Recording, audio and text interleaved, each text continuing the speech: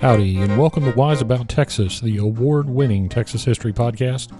I'm your host, Ken Wise, and I want to thank you for tuning in today for some Texas history. This is part 2 of a 2-part episode on the infamous gangsters Bonnie Parker and Clyde Barrow. In part 1, we covered several of their crimes, their murders, a couple of their gang members, and we ended with the violent prison break they orchestrated at the East Ham Prison Farm in East Texas. To remind everyone a little bit about that, Bonnie and Clyde staged a prison break that freed inmates Raymond Hamilton, Joe Palmer, Henry Methvin, and Hilton Bybee. They killed one guard and wounded another. The head of the Texas prison system at the time was Lee Simmons, and he was mad. So he devised a plan. With the cooperation of Governor Ma Ferguson, he would create the position of Special Investigator for the Texas prison system. He would fill this position with the best manhunter he could think of. It had to be somebody who had a proven record as a tracker and a detective. It had to be someone with the intelligence to anticipate the Barrow Gang's next move. And it had to be someone with the ability to do what he knew and everyone knew would have to be done when they finally caught Bonnie and Clyde. Bonnie and Clyde had proven over and over that they were willing to shoot first. The man Simmons chose had to shoot faster. He had to be the toughest, deadliest man in the gunfight that was sure to come. And Lee Simmons knew just who to call.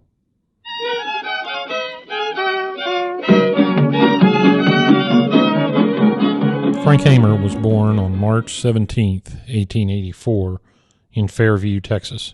He grew up on a ranch in San Saba County. He cowboyed on various ranches in West Texas and joined the Texas Rangers in 1906. He was in and out of the Rangers, working on the border and other hot spots at the time. Now, the Texas border in the early 1900s, as we've talked about before on this podcast, was a very violent and uncertain place. The line between law enforcement operations and military operations was often blurred as the Mexican Revolution raged across the border. So Frank Hamer had to be tough. He resigned from the Texas Rangers finally in 1925 in protest over the election of Governor Ma Ferguson.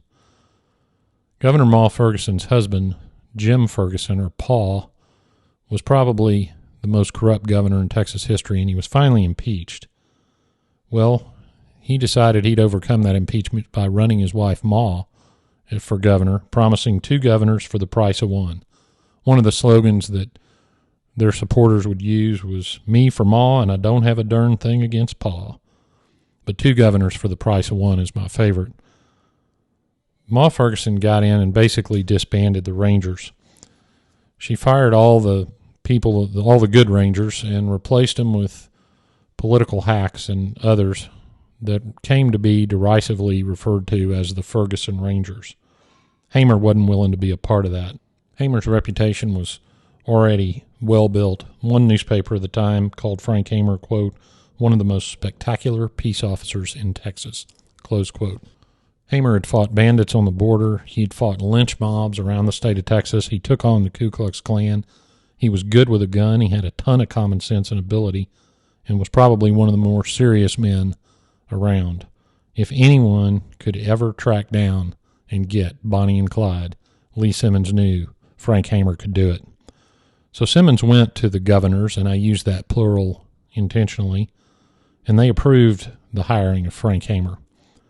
Simmons went back to Hamer and promised to back him 100% for as long as it took if he'd take the assignment.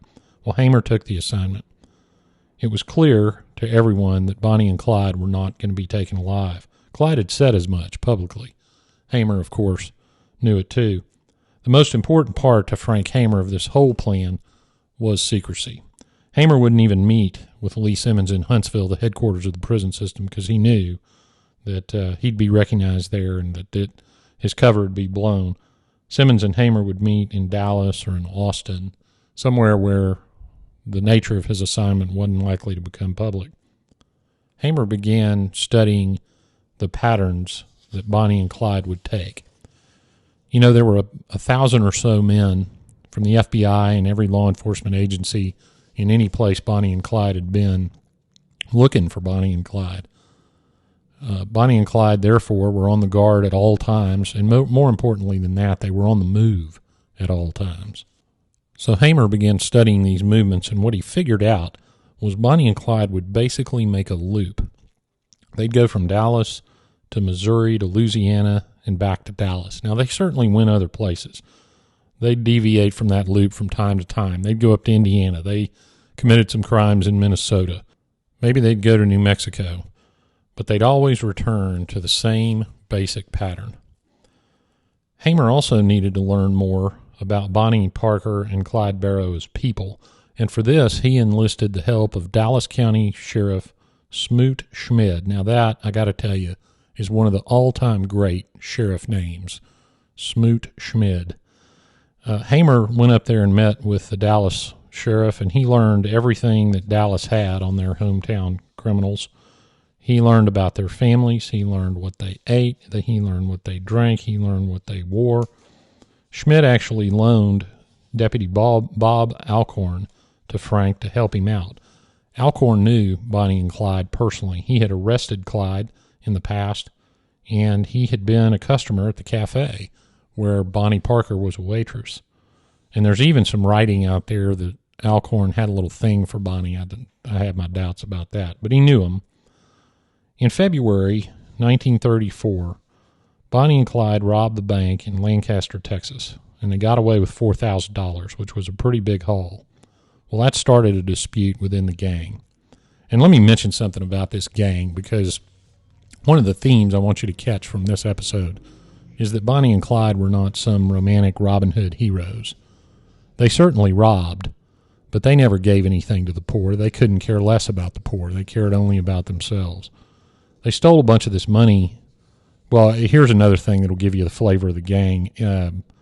If you look in the FBI files, you find out that Bonnie had an STD, and she gave it to every member of the Barrow gang. So that tells you a little bit about what you're dealing with. You can forget any notion you have as Bonnie is some sweet little thing. Anyway, the gang got a little tense over the money.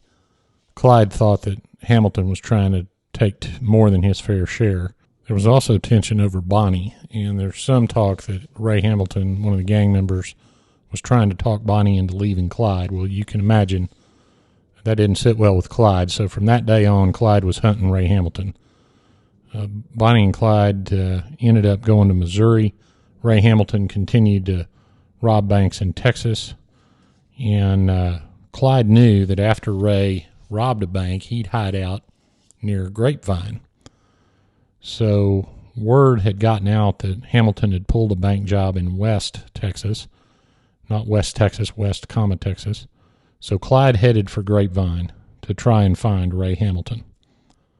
On April 1st, 1934, which was Easter Sunday, 1934, Bonnie and Clyde were parked on a country dirt road off of Highway 114 near the farm of William Schieffer. Now, this is about where the town of South Lake is now. So they're parked on this dirt road in Easter, and it was there they would commit the murder that, at least in my mind, sort of defines Bonnie and Clyde. About 3:30 in the afternoon, two Texas Highway Patrol officers on motorcycle patrol were on Highway 114. One was 26-year-old E.B. Wheeler. The other was 22-year-old Holloway Murphy, who was on his first day on the job as a Texas Highway Patrolman. The officers noticed a black car parked up a dirt road off the highway, so they rode over to check it out. Well, the farmer, Schieffer, was outside. At one point that afternoon, he had been as close to 30 feet to the young couple that he would later find out was Bonnie and Clyde. He just thought they were a young couple out for an Easter picnic. But as he and his daughters, who were also outside, watched, officers Murphy and Wheeler stopped their motorcycles and walked toward the car. They didn't get very far. Shotgun blasts rang out. Wheeler was killed almost instantly. Murphy fell on his side, still alive. As the three watched, Bonnie Parker walked up to Murphy, rolled him onto his back with her shoe, and fired into his head at point-blank range. Other statements have both Bonnie and Clyde shooting the dying man. Either way, they did it. And there were actually two more witnesses to that shooting. Now, they were about 100 yards away, but they saw the kill shot on Murphy. There was no bank robbery. There was no frantic getaway from a car theft. There was nothing like that. There was just Bonnie and Clyde killing two police officers in cold blood. One of Clyde's gang members, Henry Methvin, was in the back seat of Bonnie and Clyde's car. He was asleep when Bonnie and Clyde killed the patrolman, awakening to the sound of the guns. So the gang took off and headed for Oklahoma. The killing of the two Texas Highway patrolmen caused Lewis Ferris, who was chief of the Highway Patrol, to activate all his officers, along with the Dallas Police Department and the FBI, in an attempt to track down Bonnie and Clyde. On April 6th, Bonnie and Clyde were near Commerce, Oklahoma.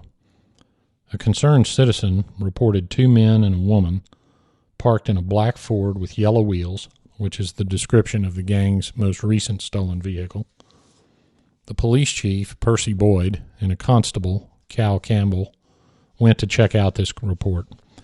As they approached the car, it started to back up, and it ended up in a muddy ditch trying to get away. The officers saw the people in the car were armed, and the officers drew their guns. At that point, Bonnie opened up with a shotgun.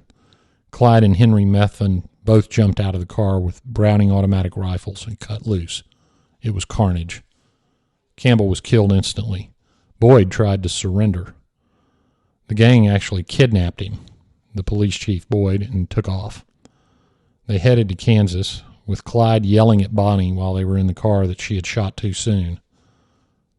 Chief Boyd later described Clyde saying this, quote, "He acted like he owned the earth. He thinks quite a bit of himself," close quote. Well, Hamer was on him. Clyde had traded the stolen Ford for a stolen Pontiac in Kansas. In the meantime, Lewis Ferris, the highway patrol chief, wanted a highwayman to join the chase. Frank Hamer said fine and asked for his good friend and former Texas Ranger colleague, Benjamin Maney Gault. Maney Gault was born in Travis County. He had worked as an undercover officer during Prohibition, and then he joined the Texas Rangers. Gault and Hamer had served as Rangers together. They were also neighbors in Austin, and they were the closest of friends. Hamer knew Gault to be a steady man and a good investigator. Gault was unflappable. He was also good with the gun, and he had the same common sense that characterized Frank Hamer. So together, Hamer and Gault hit the trail. They had the assistance of the Dallas deputies Alcorn and a young officer named Ted Hinton. Alcorn, as I had mentioned, had known Bonnie and Clyde, and the group decided to focus on Henry Methvin's family, who lived in the backwoods of northern Louisiana in Bienville Parish. The Methvins moved around frequently in the area, and it made them hard to track down. But the Commerce killings had changed things. Now we knew, the public knew, that Henry Methvin was running around with Bonnie and Clyde. So in Louisiana, folks started talking. The sheriff of Bienville Parish, Henderson Jordan, got a tip that the Methvins were living in nearby Ashland, Louisiana, and appeared to suddenly have come into some money. So on April 13th, an FBI agent got a tip that Bonnie and Clyde were actually hiding out with the Methvins in the woods. So the Louisiana authorities started to hatch a plan to get Bonnie and Clyde. But unfortunately, the sheriff of a neighboring parish got some loose lips and botched a planned raid that would have captured the outlaws, hopefully, causing, of course, Bonnie and Clyde to hit the road. But Hamer knew that eventually they'd return. And when they did, Hamer would make sure that he was in charge. Well, after that botched raid, Ivy Methvin, Henry Methvin's father, wanted to talk. So Sheriff Jordan, Henderson Jordan, and one of his deputies, Prentice Oakley, met Ivy Methvin out in the woods. Methvin was scared. He knew he had taken money from Clyde Barrow. That money, no doubt, had been stolen, and he knew he might be prosecuted. He also knew that law enforcement was closing in on the gang, and his son Henry would probably be killed along with Bonnie and Clyde if it went down and he was there. So Hamer arranged, after some negotiations, for Henry Methvin, the gang member, to get a pardon from the Texas governor if he would cooperate, and, to use the parlance of the day, put Bonnie and Clyde on the spot. Well, here it gets interesting. Hamer still wanted to keep his involvement a secret. So he had his brother, Frank Hamer's brother, Estelle Hamer, was, ironically enough, the senior captain of the Texas Rangers under Governor Ferguson. So Frank got Estelle to travel to Louisiana and meet with the authorities and the person who was serving as the middleman between the Methvins and the sheriff's department, a guy named John Joyner.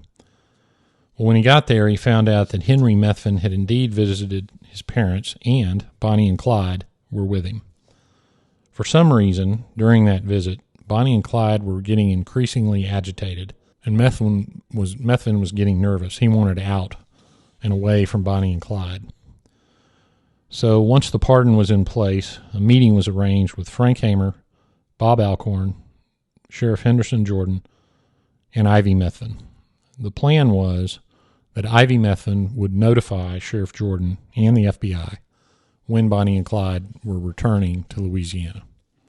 So Hamer and Alcorn went back to Texas. Hamer continued chasing down leads on Bonnie and Clyde. He found out they had robbed another bank on May 3rd, and he continued to wait. Finally, on May 9th, he got the call he was waiting for. Bonnie and Clyde had visited the Methvins. So Frank Hamer, Maney Gault, Dallas officers Bob Alcorn and Ted Hinton immediately went to Shreveport to meet with Henderson Jordan. The posse set up in a hotel until Bonnie and Clyde's movements could be nailed down. In the meantime, Ivy Methvin, remember I said he moved around a lot, had moved to a house owned by a man named Cole. Now, Cole didn't give him permission to do this. He was just squatting. He was squatting in that house maybe because it only had one way in and one way out. And Bonnie and Clyde actually made several visits to the Methvins in the ensuing days. Hamer and Gault were staying in Shreveport, but during this time, as time passed, Alcorn and Hinton had to go back to Dallas. Hamer himself actually traveled to this house several times to stake it out. In Hamer's one interview about his chase of Bonnie and Clyde, he mentioned that he might have gotten them on his own, but for what he described as accidents that occasionally happen when you're trying to execute a law enforcement operation, and he left it at that. Finally, after talking about it, Hamer and Sheriff Jordan decided that a raid on the house would likely end up with innocent victims, so they devised another plan, and that was they were going to take Bonnie and Clyde on the road. So they found a good spot on a road between Gibbsland, Louisiana, and Sales, Louisiana, Sailes, Sales, Louisiana. Sheriff Jordan noted in a recollection that the highway department had cut part of this road through a small hill. The dirt they had excavated had been piled up to the side and vegetation had grown over it, and that would make an excellent vantage point and an excellent spot to set up on Bonnie and Clyde. They could set up in the brush, and they could have a great view of the road, both north and south. Now all they needed was Bonnie and Clyde to make another visit.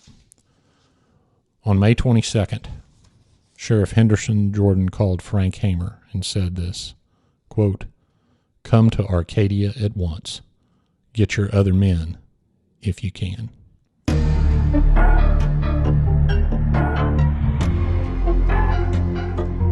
The day before, Bonnie and Clyde had gone on a picnic with the Methvins at a lake nearby.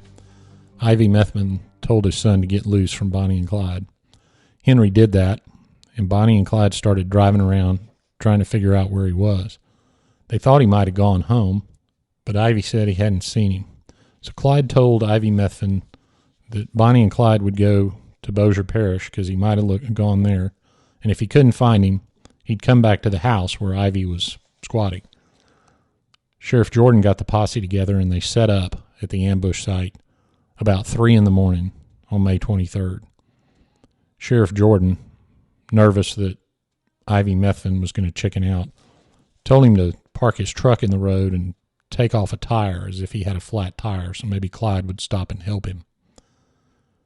Hamer recollects that he positioned himself on the end of the line of men, Maney Gault next to him, then Henderson Jordan, Bob Alcorn, Louisiana Deputy Prentice Oakley, and Dallas Officer Ted Hinton. Hamer recalled that he, Gault, and Jordan were to cover the front seat of the car. Oakley and Alcorn would cover the back seat in case there was anyone with Bonnie and Clyde. And Hinton, with a fully automatic Browning automatic rifle, would take out the car's engine if the car tried to run the ambush. All they had to do was wait. And wait they did. And all the guns they had were not helping against the mosquitoes. They also forgot one important thing, and that was food. So hunger was setting in. When the sun came up, Methvin set up his truck and took the tire off, which resulted in several friendly travelers stopping and offering assistance.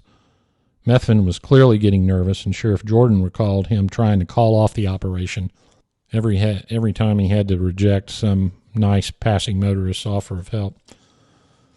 Well, when a car approached from the north, Alcorn and Hinton would try to determine whether it was Bonnie and Clyde. And several cars came, but none were Bonnie and Clyde, and the group was getting frustrated. Then, about 9:15 in the morning, Hamer heard a noise he described as a car coming from the north, quote, singing like a sewing machine, close quote. 1,000 yards away, a light tan Ford came into view, the same kind of car they knew Bonnie and Clyde were driving. The car slowed near Ivy Methvin, and Bob Alcorn got a good view. He said, "It's Barrow. The Parker woman's with him." And as with every seemingly perfect situation, something's got to go awry.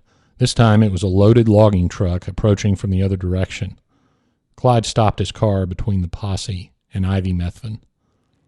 The most wanted outlaws in Texas, Louisiana, Missouri, and several other states were 50 feet away from the posse.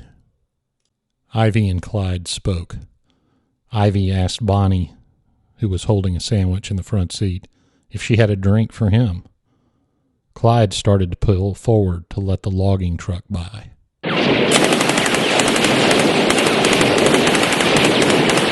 Several posse members began to yell for the outlaws to stop when Prentice Oakley opened fire.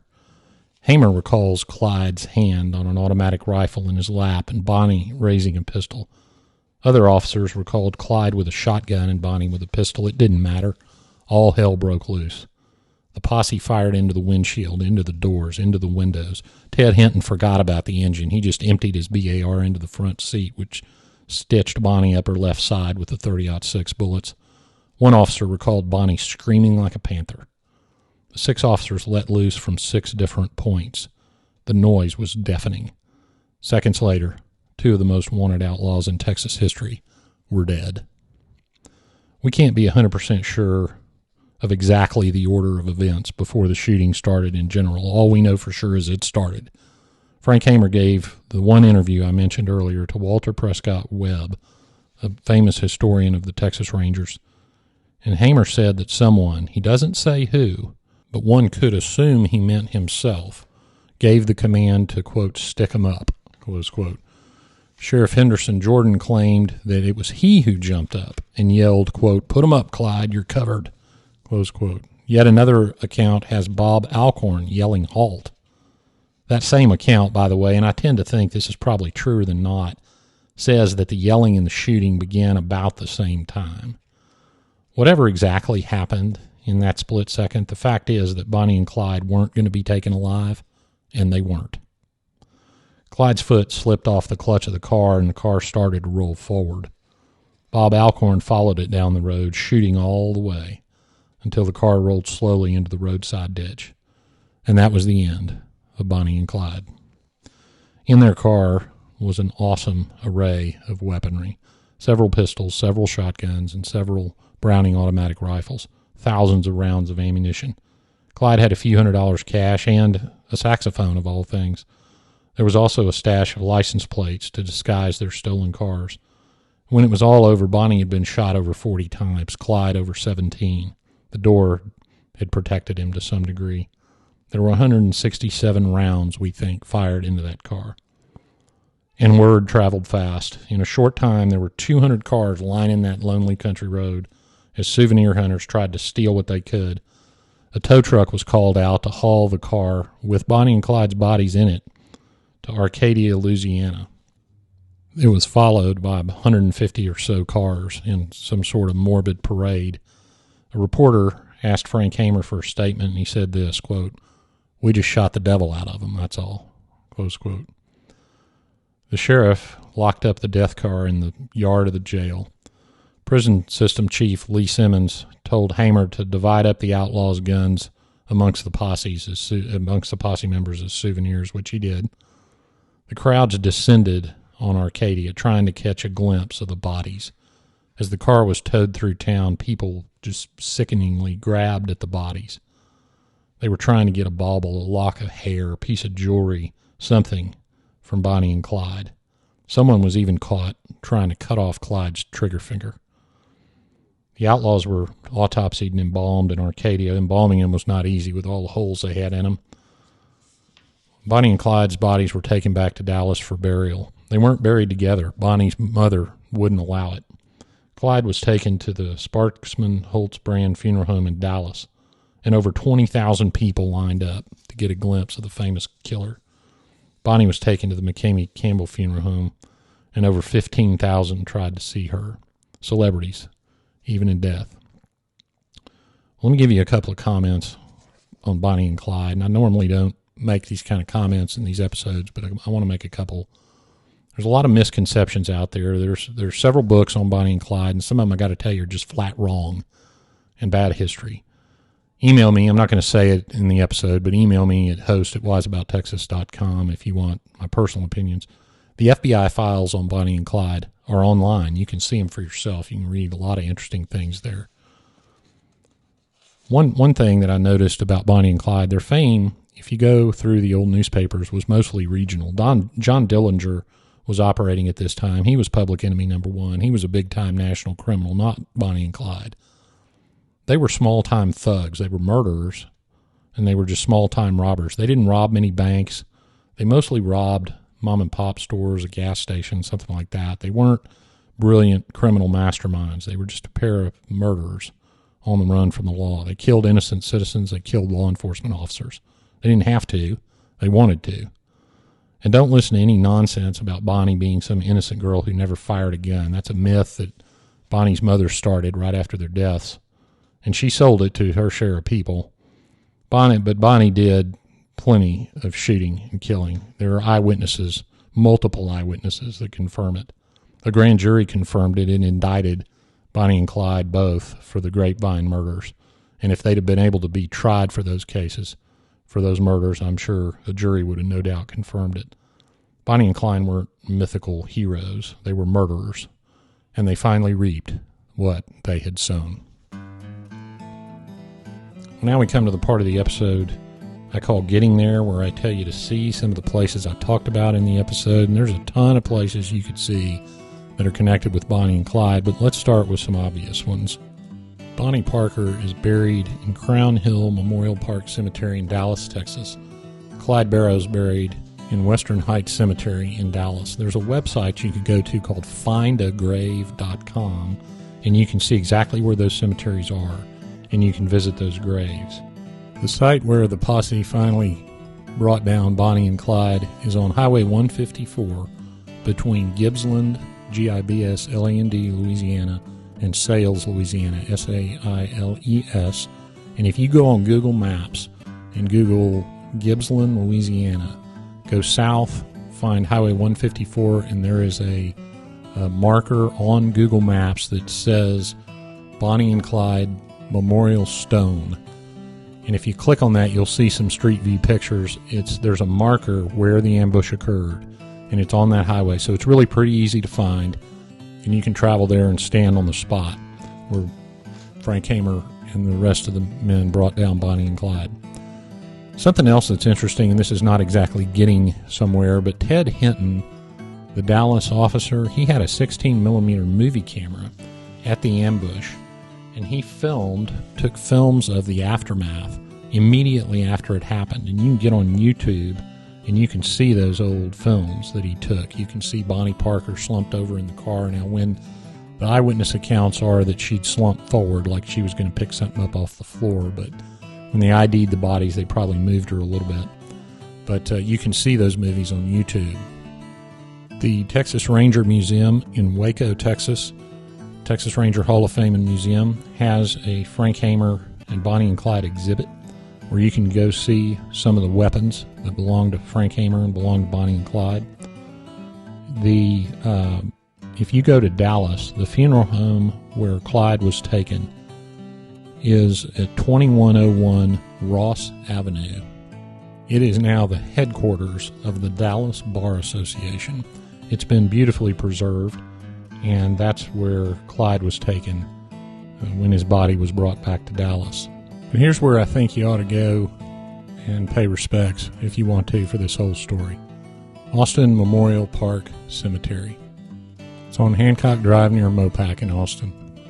In that cemetery rests two of the greatest Texas Rangers ever, the men who brought down Bonnie and Clyde, Frank Hamer and Maney Gault. Neighbors in life and neighbors in death. They're buried near each other in Austin's Memorial Park Cemetery. They were heroes to Texas and heroes to the rest of America when they tracked down those murderers.